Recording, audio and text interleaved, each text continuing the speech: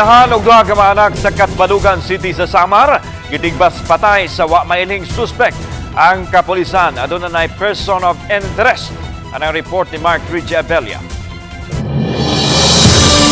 Patay nang naabdan samahan nga si Dito Candice ang iyang mag-inahan nga nagbuyod sa kaugalingong dugo, gawas silang panimalay sa Purok 1, Barangay Pupua, Katbalogan City, Samar, niadtong Agosto 30 sa hapon. Saysay ni Edito nga gikan siya ng masada og pedicab aron mopalit og sudan.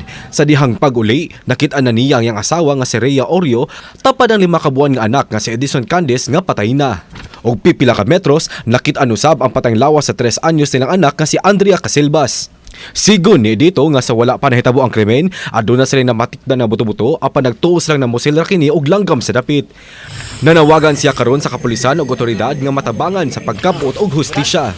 Kaya ko lang nga muli kira pagampo ako nga lumutaw talaga ang tunay na mesala. Samtang sa pakisusi sa kapulisan sa Katbalogan City, nasayran nga adunay napo ka mga samad si Rhea nga gituhuang agi og tinigbasan. Gisubay na karon sa kapulisan ang tanang anggulo sa krimen. Giangko ni Police Major Nino T. Cabañas sa Katbalogan City Police Station nga aduna na sila ay person of interest. May naton mga persons of interest, nga person of interest nga ginsusubay namon kung ano nira mga ginbuhat ito nga adlaw, particular before, during and after.